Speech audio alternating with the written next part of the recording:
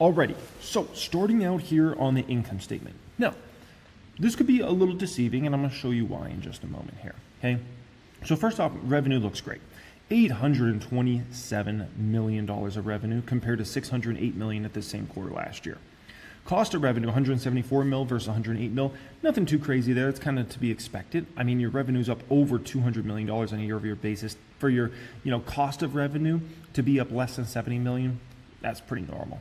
Gross profit went to 652 million from 499 million. So if we just stopped there, like banger, like this would have been like an A-plus income statement, right?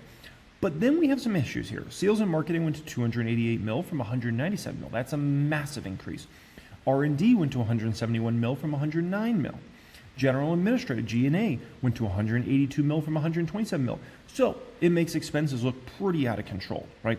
$641 million in total operating expenses versus $433 million in total operating expenses in the same quarter last year, which then makes income from operations only $11 million from $65 million. So expenses killed the profitability of the company, right? Now, interest income was even higher than it was at this point last year, $54 million in interest income versus $44 million. They're making bank from the bank, basically. Other income also came in at $14.7 million versus a negative $4 million number in the same quarter last year. So income before income taxes, 80 mil versus 106 mil, which is still 26 mil down year over year. Net income, $76 million versus $96 million, so down about $20 million year over year, right? But it's not really as bad as it looks, and here's why. If you look at stock-based compensation, they're taking a bunch of one-offs when it comes to SBC here, right? It's a lot. Cost of revenue, SBC, 33 mil versus 11 mil, 97 mil for sales and marketing versus 43 mil.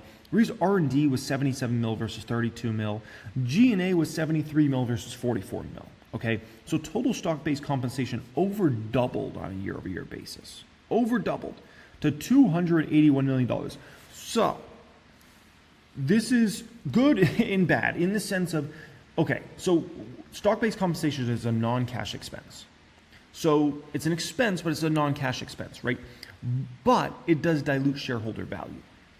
Now, on the negative side here, this is putting Palantir, it reminds you a little bit of Palantir back in the old days. Let's call it prior to 2022.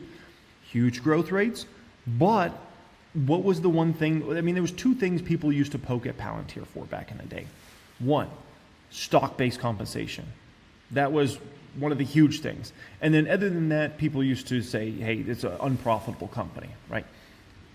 So we still got profits, and that's good. But the stock-based compensation has gotten really, really intense. There's no debating that, right? So it is something we have to deal with. There is shareholder, dilution going on. There's no debating that, right? Now, here's something, if you're looking to be really bullish, here's something to be really bullish about. The balance sheet of Palantir. You always think, like, can this balance sheet get any stronger? It gets even stronger. Now the company's sitting on over $2 billion in cash and cash equivalents. Marketable securities up to $3.1 billion, which is unbelievable. Total stockholder equity now is well over $5 billion in this company from $3.4 billion at the same quarter last year. That is a fortress balance sheet that Palantir has, an absolute fortress. And this is one, if you think about like what gave me conviction to buy Palantir, back in 2022 when that stock was crashing and it was, $7 and whatever. One of the big things outside of, kind of understanding the product the company had, one of the big things that got it through for me was the balance sheet. Because I looked at the balance sheet, I said, this is a fortress balance sheet, this company. Like, they're going to be able to get through whatever storms they have to get through. And obviously they did. Now, when you look at some of these more in-depth financials, I think it gives you a better picture of what's actually going on with Palantir's business model and the major changes here. U.S. commercial revenue growth was up 64% on a year-over-year basis. You got to be flipping my flapjacks. Oh my gosh. Just on a quarter-over-quarter basis, they grew 20%. U.S. commercial revenue on a quarter-over-quarter basis. So that means not only are there major accelerations going on with Palantir's business model on a year-over-year basis, but the business is accelerating so rapidly that even on a 3-month basis versus a previous 3-month basis, things are accelerating rapidly, which is one of the most, if you're wondering why is this stock going so beast, it's because these numbers are so darn incredible, and the accelerations of growth are so rapid, not only on a year basis, but on a 3-month basis. Check this out. U.S. commercial customer count grew 73% year over year. Now, I circled that, and I think that's so important because this is growing much more rapidly than even revenue's growing, which means there's going to be likely a revenue lag here, which will hit, and it's going to be phenomenal. U.S. commercial customer count grew 19% just on a quarter-over-quarter basis. So the amount of people that are interested in Palantir products just continues to accelerate at this point in time. Look at U.S. commercial remaining deal value. That's up 99% on a year-over-year basis. Incredible. U.S. commercial remaining deal value up 47% on a quarter-over-quarter basis. What? Oh my gosh. 3-year U.S. commercial customer count grew 5x. And then arguably the most impressive number of everything I'm showing you right here in front of you right now is this number right here, okay? U.S. commercial total contract value is up 134% on a year-over-year basis. That bodes very well for Palantir's financials over the next several years. Not just over the next several quarters, I'm talking over the next several years. But if you want to see the thing that is maybe the biggest thing of everything I'm going to show you in this video, look at this here, okay? GAAP net income. Remember I showed you all that SBC. And so it gives a perception that Palantir's got a huge expense problem and whatnot, right? Here's the deal.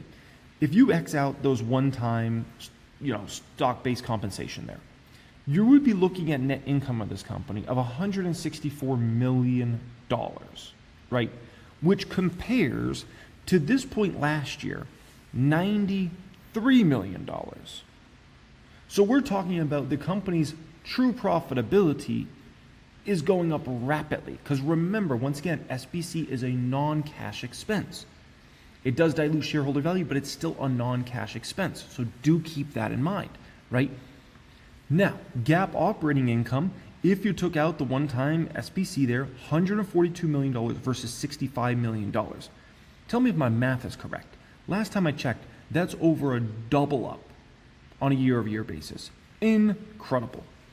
Now, you want to talk about something that would make somebody really, really bullish? The Rule of 40. Rule of 40 is year-over-year revenue growth plus EBITDA margin. Now, you're not going to hear this talked about really ever unless it's like a SaaS-related company. And this is something people judge SaaS-related companies on. What is your year-over-year revenue growth plus your EBITDA margin? Now, if you're above 40, that is usually seen as good. Like that's like you've got a good, healthy business model if you're above 40. If you're above 50, people are like, you're running a great SaaS-related company. If you're above 60, that's insane. Like, what? How are you 60 plus on a Rule of 40? This is ridiculous. 81%? What are we talking about here? 81%? Palantir's got a Rule of 40 of 81%? Like, this might be the highest number you ever see, or certainly one of the highest numbers you will ever see from one of these sorts of companies. That is ridiculous. Because it's, for a lot of companies, it's usually hard to keep a high EBITDA margin with strong revenue growth. And then companies that usually have high EBITDA margins usually don't have exciting revenue growth. When you can put the two together and you've got banger revenue growth and EBITDA margin, that means your product is that dang special that you can have both of those things at the same time, because those two don't usually go together very well. And that's why this metric is so important when it comes to these SaaS-related companies. And this is just ridiculous, absolutely ridiculous, okay? Now, this is big. I mean big. What I'm showing you right now is total revenue growth. We're not just talking about the commercial side of the business. Now we're talking about government as well, right? And we're talking about outside of the United States. The company grew 36% revenue. That's a big acceleration over where the company was growing just in the last quarter. So what we're seeing continually, quarter after quarter after quarter, is Palantir's revenue growth getting stronger. This is all you could ask for as a Palantir shareholder. This is all we could ask for, is that the revenue growth just gets stronger. And we haven't likely reached the end yet. Like, I don't know if that's a few quarters from now or a year from now, but the revenue growth, it probably is going to continue to accelerate here for the next bit of time.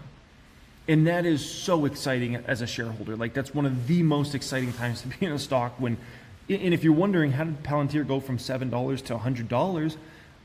Look at the revenue growth since that time. I mean, at the bottom, Palantir was only growing revenue 12%, right? Then they bumped it up. Then they bumped it up. Next thing you know, they're in the 20s. Then we were talking about, oh, they're approaching 30s. Then they went to 30s. Now we're talking about high 30s. But look at this. Look at this. If you X out the strategic commercial customer contracts, right, and the whole SPAC situation, we're talking about this company's revenue growth would actually be 39%. What is the magic number I told you guys? If Palantir grows this number, then that completely changes the way you have to value this company. What was the number I told you guys? 40% revenue growth, right? I told you if we can start to talk about 40% plus revenue growth for the next several years, then we can begin to talk about Palantir is going to go to 100 plus. And here we are. That is what they've been able to pull off here. We're now looking at a company that revenue is going to likely end up hitting 40% growth on a year-over-year basis or above 40%. And that, folks, is magical. Absolutely magical. There we are. We're doing it, right? Look at this. 129 deals closed of at least $1 million in the quarter. Jeez. 58 deals closed that were at least $5 million. 32 deals closed that were at least $10 million. What an absolute animal of a company. Now check this out here. The guide is for around an $860 million midpoint for this upcoming quarter. Now, analysts are at $799 million on average. So the moral of the story is the company is going to grow way more rapidly than analysts expect, which means analysts are going to have to bring up all their targets across the board, including, by the way, share price targets. Additionally, they gave their full year 2025 expectations. Analysts were thinking around $3.53 billion of revenue. Companies talking about $3.74 billion to $3.75 billion. So we're talking about a Palantir here that is, we can call it roughly $200 million likely ahead of where analysts are at. And keep in mind, don't be surprised if Palantir comes in and beats those numbers throughout the year. And don't be surprised if by the end of the year, right, the end of 2025, don't be surprised if they end up doing $3.8 or $3.9 billion of revenue and even get close to a $4 billion number. Don't be surprised at all. They're on an absolute roll with this company, right? Now, I know not everybody's going to listen to the conference call and all those sorts of things, but there's this, I think, is the most important little statement Alex Karp made here. This gives you a real good understanding of where Palantir's at and how Alex Karp, the CEO of this company, views the company right now. He says, we are still in the earliest stages, the beginning of the first act of a revolution that will play out over years and decades. Our total revenue in the fourth quarter last year reached a record $828 million, representing a growth rate of 14% from the prior quarter's total of $726 million and 36% from the same period a year ago. This is not an incremental advance or marginal acceleration of our business. This is a new phase. And the momentum we are seeing across sectors, both commercially and government, is unlike anything that has come before. And the great thing, what I love about this though, he's coming with the numbers. It's not just big talk for big talk's sake. Because I do own another company that has another CEO that likes to stick his chest out. But that CEO, he makes a lot of statements and doesn't come always with the numbers, right? Including this past quarter, he made a lot of big statements on a lot of future products and things like that. But that man didn't come through with the numbers. Alex Karp, he came through with the numbers. He's got big statements about what Palantir's doing, where they're going. But he backed it up with the numbers, unlike the other CEO of that other company I hold, right? So, I like that. I respect that. That's big time. It's one thing if you just talking your game to talk your game. It's another when you come through with the numbers, and that's what Alex Karp did here. Now, let's talk about the ugly part of Palantir. We got to discuss that, right? The market capitalization tomorrow is going to probably be somewhere in the $200 billion to $250 billion range. Now, Here's the issue.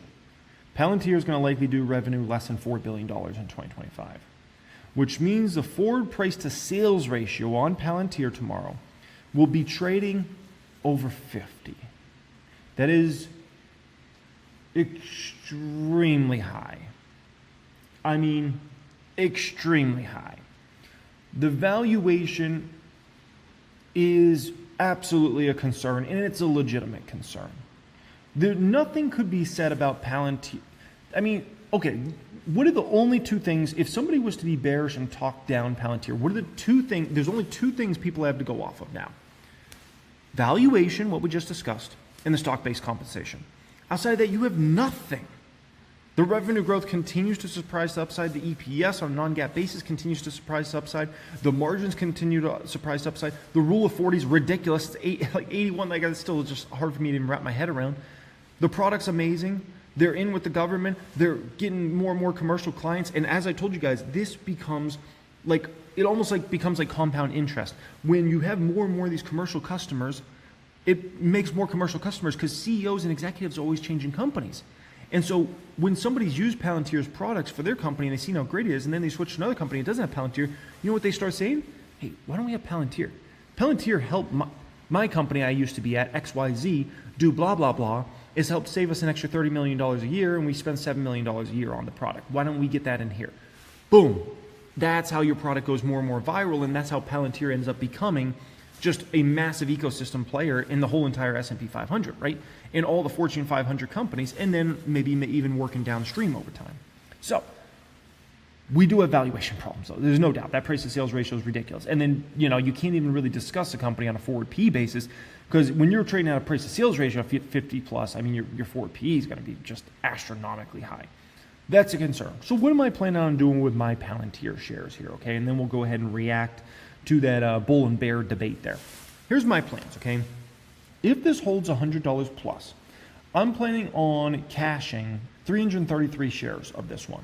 So if this holds 100 very well tomorrow, and you know it's trading throughout the trading day, 102, 104, 106, 110, something like that, I'll cash 333 shares, take a little more profits. I do have some other opportunities I see in the market that have very, very attractive risk-reward profiles that I would like to deploy some money into. So I would go ahead and do that, right? Now, the higher Palantir goes from here, the more profits I will take on Palantir. The risk reward as the stock goes higher and higher gets eroded. That's just the way it works, right? You know, at the end of the day, the numbers are great, but the valuation just continues to climb, which, you know, if this valuation continues to climb, then even 40%, because here's the thing, now we're at a place where, you know, now that the stock's $100 plus, now we're going to have to start talking about revenue growth of 45% or 50%. We got to continue to like push these numbers, and at some point in time, Palantir finally won't be able to hit the numbers everybody's projecting as the stock goes higher. So let's say hypothetically Palantir went to $200, right? There's 100 now. Let's say it goes to 200. Then we're going to be talking about people are going to start expecting 60, 70, 80% revenue growth for Palantir. At some point in time, the story breaks because the revenue growth rates just become so ridiculous that people start to expect the Palantir could never live up to that sort of ridiculous numbers. And then you get a massive crash in the stock, and you get a stock that, you know, is down for several years, essentially, okay? And so that day will come for Palantir. It's hard to predict when it's going to come because they just keep accelerating the revenue growth. But it will come eventually. And so that's why for me, I'm like, okay, let me take a little more chips off the table here. If the stock all of a sudden goes to 125, 150, 200, I'm going to have to take more chips off the table, right? Because the risk reward eventually just starts getting skewed where it's just like, oh my gosh, like, you know, I could always see this company getting back to 30%, and I could even see them getting to 40% revenue growth. Can I see them growing 50% plus? That starts to get really hard for me to see that. Could I see them going to 60 or 70% revenue growth? I have a difficult time believing that. I would gladly welcome that as a shareholder, but that's very difficult for me to kind of go there, okay? Hey, it's Jeremy. I hope you really enjoyed that clip here today. What you're looking at in front of you right there, that's 1000xstocks.com. That is my personal advanced software that I use to make my investment decisions when I go to invest in companies. As somebody that's been in the market 15 years, I got sick and tired of using these different services that folks have out there that are designed for traders in the market. People that are looking to get in and out of stocks. That's not what I'm here to do. I'm here to long-term invest. I need to be able to see all the different ratios and metrics that are very important for me as a long-term investor to judge if I'm getting a great deal on a stock or if I'm getting ripped off on a stock. I need to be able to compare different companies versus each other and be able to do that in a matter of seconds rather than it taking hours like it used to before I created this service. I want the ability to listen to conference calls, see SEC filings all in one service. That is what we've created with 1000xstocks.com. If you are looking to access this software, go down to the description area of this video. You can click the link down there and apply for access. If you don't want to do that and you want to search a website, go to 1000xstocks.com. Enjoy it. Palantir investors, let's listen to some Palantir. I mean, Alex on the call last night was in rare form, basically saying to the retail investors, you're welcome, we're doing it, come on in. What note of caution did you want to add here? Well, let me not start off on the negative. Let me start off on the positive. This is exactly the kind of company I really, really want to succeed. It is more in my model of what I call small AI, which is not general or large language model kind of one ring to rule them all solution, right? That these are tailored solutions using AI in great places. But I have some cautionary notes here. Firstly, everybody's saying, oh, look at this. This is a new enterprise company. But if you look at enterprise software company, but if you look at the financials, they don't look anything like an enterprise software company until you get to taking out the cost of shares that they're giving away to their employees. And then it looks like a software company. So what am I saying by this? There's a ton of people that make this happen, and that is more of a services company. So the second thing is, I think it's great that they're bringing in more commercial accounts, not government accounts. Having been a AI software developer that had some experience in government. See, here's the thing about Palantir everybody's got to understand. Yeah, the SBC is really high, and there's no debating that, like 100%. But you got to look at where Palantir's revenues are at. The company guided for revenue less than $4 billion in 2025, right? Which means it's still kind of an earlier stage SaaS play, if you want to look at it like that, right? When we start talking about 10 billion in revenue, 20 billion, and you start working up your numbers, and you start talking about like Salesforce type numbers, that's a whole different kind of ballpark there, right? And that's a whole different area in terms of, how mature those companies are. Palantir still feels like a kind of early days company. It still feels like a company that, the best profit days of this company are not in the 2020s. They're in the 2030s and 2040s.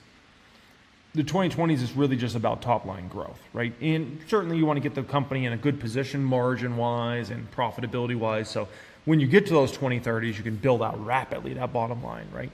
And make the company a lot stronger. You can buy out other companies, continue to invest in your workforce, those sorts of things. But at the end of the day, this is still a more early days. They just came in with, if you take out the SPAC revenue, they came in with 39% revenue growth. That's big companies aren't growing like that in the SaaS space. It's just not. Your margins are really compressed in that world. You are not allowed to get what you would get out in the world. So these are notes of caution that I have for investors in Palantir. And let me just dig into them for a second, and then we can move on. But I think on a day like this, where suddenly Palantir is the new NVIDIA in terms of the public interest, it's important to kind of highlight two of these things. The stock-based comp and their expense on it is getting a lot of attention. And there are some going so far, Kim, as to suggest that they're enticing in retail investors to offload more shares onto them in order to kind of keep this going with the amount of stock-based comp that they're paying out. I don't know if anybody knows for sure whether there's something nefarious going on with that, but you think it's just a sign that it's not a highly efficient software business. That's exactly it. And if you are a retail person, it behooves you to sit down and look at financials. Don't just go with the story, the vibe, the whatever you want to call it. This was a hallmark of companies that kind of, well, disappointed, we'll just say, in the dot-com era. Because, again, they were reporting, if you overlooked our stock-based compensation, we're a really great company. And I don't think anybody should do that, just right. straight up. And nefarious, I don't know. I'm just not that kind of person. I can't imagine anybody trying to, do something like that to an investor. Yeah, no, it's more just kind of, again, you almost in these cases want to separate the fundamental story may be fabulous. Look, what Palantir has done for corporate America, by all accounts, is exciting and extraordinary, and they are early and very successful in kind of deploying AI. The other piece of this, though, is kind of a fundamental point that I just wanted you to kind of dwell on for a second, which is a lot of people love the fact that they do a lot of business with the government because it seems to kind of lock in customers, right? That's why Buffett likes utilities. They're kind of a monopoly. Yes. But you think there is a little bit maybe that they're giving up to the upside by relying too much, if they end up relying too much on the government partner instead of the private sector one? Well, I think you have to dance with the one that brung you. The government was the first people that funded a lot of the stuff that they were doing, and I think that's right. Cool. And again, I worked at a company that was briefly public, and half of our business was government, and half of it was commercial, as we would call it. And I was billed out probably like 5 or 6 times higher on the commercial side. So those are dollars that are just never going to be gotten by the investor with this heavy reliance on government contracting. And yes, it's stable, it's wonderful, but I think it really limits your upside with respect to, returning shareholder value. Yeah, and as I keep explaining with Palantir, everybody always wants to know, when's the stock going to crash, right? Like I think that's on people's minds. Listen, it's party on Intel that revenue growth rate slips. Whenever that happens, whether that's at some point this year, whether that's at some point next year, that's going to be the moment the stock gets hammered. Either that or the whole market crashes or something like that, right? If either one of those scenarios, that's when we talk about Palantir stock's going to get hammered, okay? But to predict that is difficult because you just see the company quarter after quarter after quarter accelerating the revenue growth, accelerating the revenue growth, accelerating the revenue growth. So at some point, they're not going to be able to do it. At some point, it's going to break. And, they're not going to be able to put up that sort of quarter that is another revenue growth, and it's going to be a deceleration. And that's going to be the moment the stock gets hammered. Other than, once again, a stock market crash or something like that. So that's when it's going to happen. But tell me when their revenue growth decelerates. No one can say that. So that's the tough part.